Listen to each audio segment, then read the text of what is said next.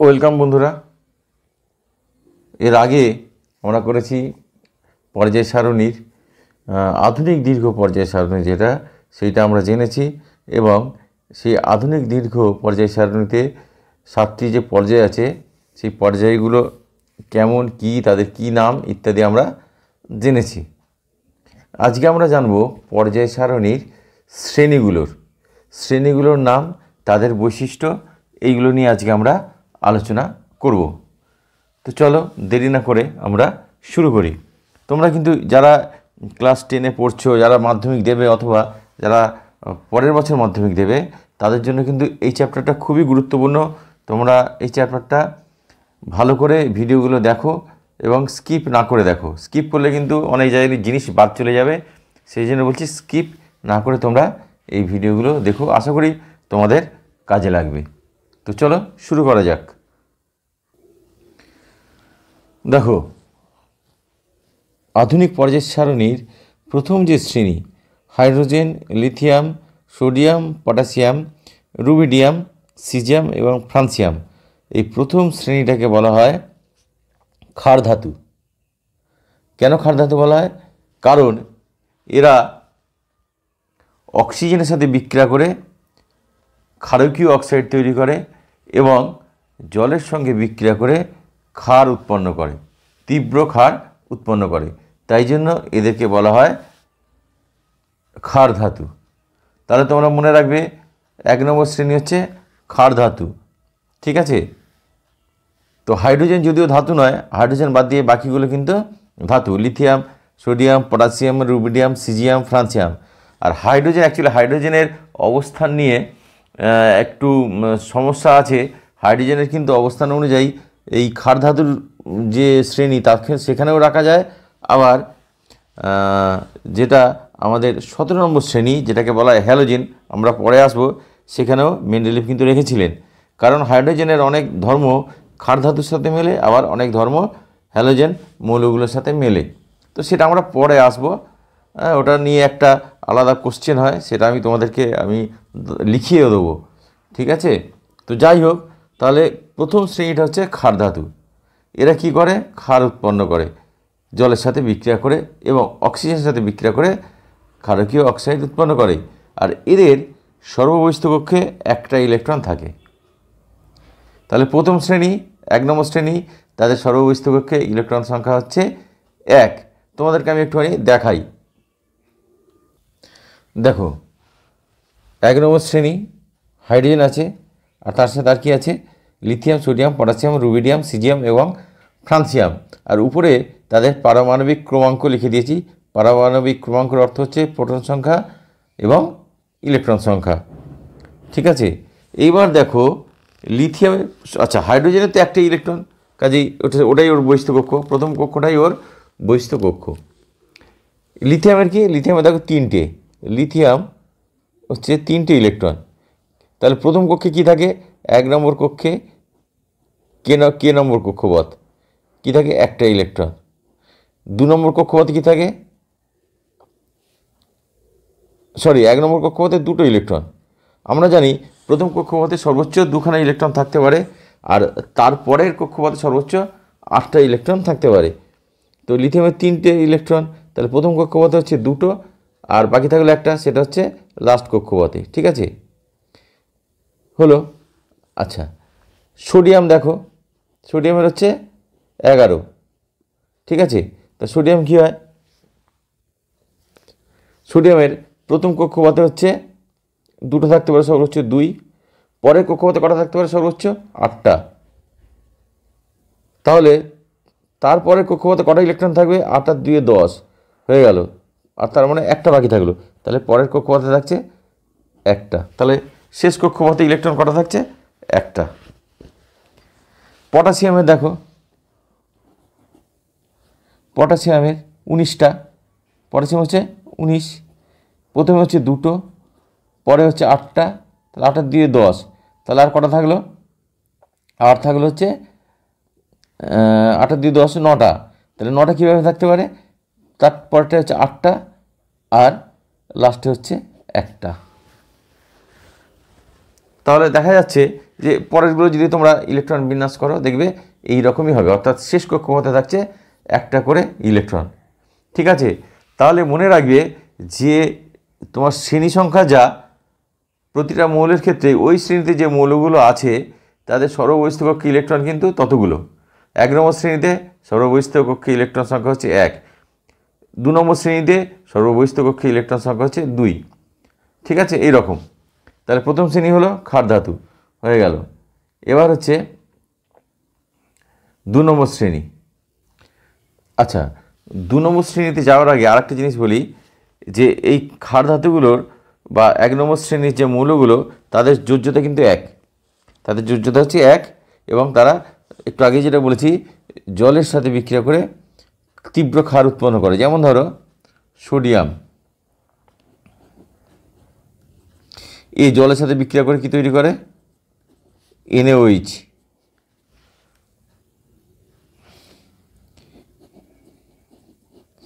NaOH এটা হচ্ছে তীব্র ক্ষার, sodium hydroxide plus hydrogen gas. ঠিক আছে, এই সোডিয়াম কী করলো? জলের সাথে বিক্রিয়া করে ক্ষার উৎপন্ন করলো। তো বাকি মৌলগুলোই এরকমভাবে জলের সাথে বিক্রিয়া করে তীব্র ক্ষার উৎপন্ন করে, তাই জন্য 1 নম্বর শ্রেণী হচ্ছে ক্ষার ধাতু। এবার আমরা 2 নম্বর শ্রেণীতে আসব। 2 নম্বর শ্রেণীতে কী কী আছে দেখো, এটা হচ্ছে 2 নম্বর শ্রেণী। Beryllium Be, magnesium, calcium, strontium, barium. Be হচ্ছে বেরিলিয়াম আর Ba হচ্ছে বেরিয়াম আর হচ্ছে Ra রেডিয়াম।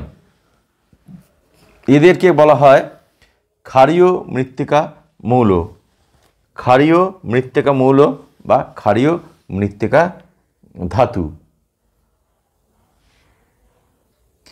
এদের ক্ষারীয় মৃত্তিকা বলার কারণ হচ্ছে এরা অক্সাইড রূপে ভূত্বকে থাকে আর কি, এবং ভূত্বকে থাকে বলেই ক্ষারীয় মৃত্তিকা কথাটা আসছে, এবং এদের অক্সাইডগুলো ক্ষারকীয় প্রকৃতির। এরা তড়িৎ ধনাত্মক ধাতু। আচ্ছা, আর একটা জিনিস বলে দিই, 1 নম্বর শ্রেণী কিন্তু ওরা তীব্র তড়িৎ ধনাত্মক ধাতু, আর 2 নম্বর শ্রেণী এরাও কিন্তু তড়িৎ ধনাত্মক ধাতু। তাহলে প্রথম দিকের শ্রেণীগুলো যত হবে না তত বেশি তড়িৎ ধনাত্মক, যত প্রথম দিক থেকে ওই শেষের দিকে যাব শ্রেণীগুলো এই দিক থেকে এই দিকে যাব তত তড়িৎ ধনাত্মকতা কমে যায়। আচ্ছা, তড়িৎ ধনাত্মকতা কী জিনিস সেটা তোমরা নিশ্চয়ই আগে চ্যাপ্টার পড়েছো, আমি তাও তোমাদের বলছি। তড়িৎ ধনাত্মক মানে হচ্ছে যে ইলেকট্রন ত্যাগ করে ধনাত্মক আয়নে পরিণত হওয়ার ক্ষমতা। ঠিক আছে, যেমন ধরো সোডিয়ামের বহিস্থ কক্ষে কটা ইলেকট্রন আমরা আগে দিয়ে গেছি, সোডিয়ামের বহিস্থ কক্ষে হচ্ছে ইলেকট্রন হচ্ছে একটা। তাহলে এর কিন্তু একটা প্রবণতা থাকে একটা ইলেকট্রন ত্যাগ করে দেওয়ার। ঠিক আছে, বহিস্থ কক্ষের ইলেকট্রনটাকে ত্যাগ করে দেওয়া, দিয়ে কি করবে? ওর ইলেকট্রন সহ্য হয়ে যাবে 2, 8। এটা হচ্ছে সুস্থিত অবস্থান, অর্থাৎ শেষ কক্ষপথটা একেবারে ইলেকট্রন দ্বারা পূর্ণ হয়ে থাকলো। ওরা এইভাবে থাকতে চায়। এই যে একটা ইলেকট্রন আছে, সেই একটি ইলেকট্রন সে কিন্তু খুব সহজেই ত্যাগ করতে পারে, তাই জন্য এটা হচ্ছে তীব্র তড়িৎ ধনাত্মক ধাতু। আর 2 নম্বর শ্রেণীতে যেগুলো আছে সেইগুলো হচ্ছে কিন্তু তড়িৎ ধনাত্মক ধাতু। তাদের তড়িৎ ধনাত্মকতা 1 নম্বর শ্রেণীর থেকে একটু কম। কেন কম সেটা আমি তোমাদের বলছি। একটা জিনিস তোমরা একটু মনে রেখো, সেটা হচ্ছে যে আমি যে এই কক্ষপথের কথাটা বললাম এটা কিন্তু হচ্ছে কক্ষপথে ইলেকট্রনের সংখ্যা, এটা কিন্তু হচ্ছে যে ওই দীর্ঘ পর্যায় সারণী নয়, যেটা আগের যে পর্যায় সারণী যেখানে 1 থেকে 1, 2, 3, 4 তারপরে 7, 8, 9টা ছিল, মানে যেখানে গ্রুপ ভাগ করা ছিল সেই অনুযায়ী। সেখানে 1 থেকে 7 অবধি যে শ্রেণীগুলো ছিল সেইগুলোর ক্ষেত্রে এটা কিন্তু প্রযোজ্য, মানে অর্থাৎ ওই তোমাদের পর্যায় সারণী অনুযায়ী যেটা 7 নম্বর শ্রেণী সেইটার যে মৌল, সেই শ্রেণীর মৌলগুলো সর্ববহিস্থ কক্ষে 7টা ইলেকট্রন, তাহলে 1 থেকে 7 পর্যন্ত। কিন্তু আধুনিক দীর্ঘ পর্যায় সারণী যেটা সেখানে তো ভেঙে দিয়ে 18টা অবধি শ্রেণী করা হয়েছে, তাহলে 18 অবধি শ্রেণী, তাহলে ওই অনুযায়ী কিন্তু এটা হবে না। তো যাই হোক, তো তাহলে দেখো 2 নম্বর শ্রেণীতে সর্ববহিস্থ কক্ষে ইলেকট্রন সংখ্যা কত? 2। ঠিক আছে,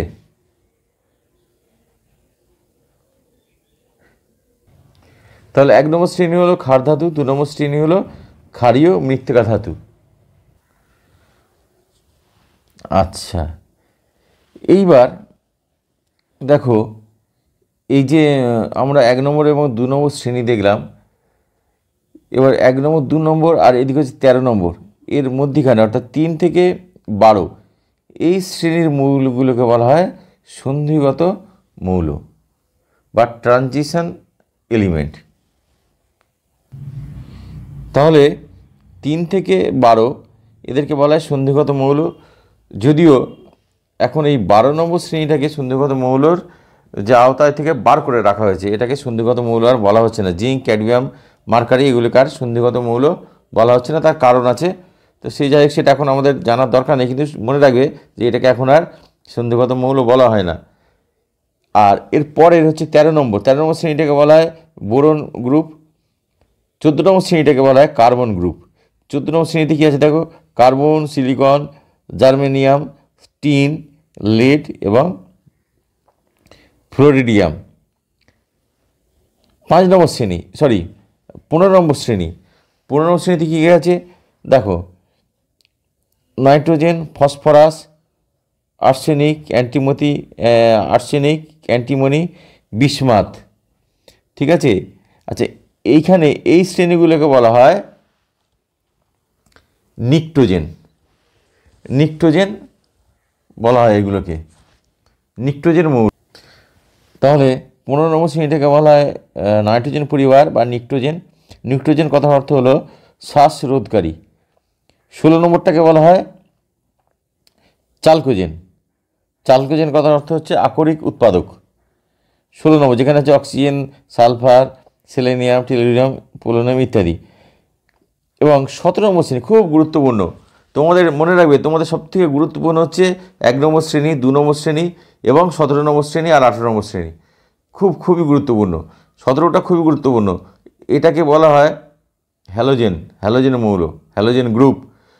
fluorine, chlorine, bromine, iodine, astatine. ঠিক আছে। তো এইগুলো হচ্ছে তোমার হ্যালোজেন মৌল। এর মধ্যে অ্যাস্টানিন হচ্ছে তেজস্ক্রিয়, বাকিগুলো তেজস্ক্রিয় নয়। হ্যালোজেন কথার অর্থ হচ্ছে সামুদ্রিক লবণ উৎপাদক। এদের সর্ববহিস্থ কক্ষে ইলেকট্রন সংখ্যা হচ্ছে 7। ওকে। আর শেষ যে গ্রুপ 18 নম্বর, সেটাকে বলা হয় নিষ্ক্রিয় মৌলদের গ্রুপ। হিলিয়াম, নিয়ন, আর্গন, ক্রিপ্টন, জেনন ইত্যাদি, রেডন। তো এই হলো শ্রেণীগুলোর পরিচয়, আর শ্রেণীগুলো সম্বন্ধে আরেকটু বিস্তারিত আমরা জানবো পরের ভিডিওতে। ঠিক আছে। তোমাদের যে শ্রেণীগুলোকে গুরুত্বপূর্ণ বললাম সেগুলো তোমরা ভালো করে মনে রাখবে, এবং সেই শ্রেণীতে যে মৌলগুলো আছে তাদেরকেও ভালো করে তোমরা মনে রাখবে। ঠিক আছে। তাহলে আজকের জন্য এই পর্যন্তই থাক। আর তোমরা যারা এখনও এই চ্যানেলটাকে সাবস্ক্রাইব করোনি তারা অবশ্যই সাবস্ক্রাইব করে নাও, আর ভালো লাগলে লাইক আর শেয়ার করো। তাহলে আজকে এখানেই শেষ করছি।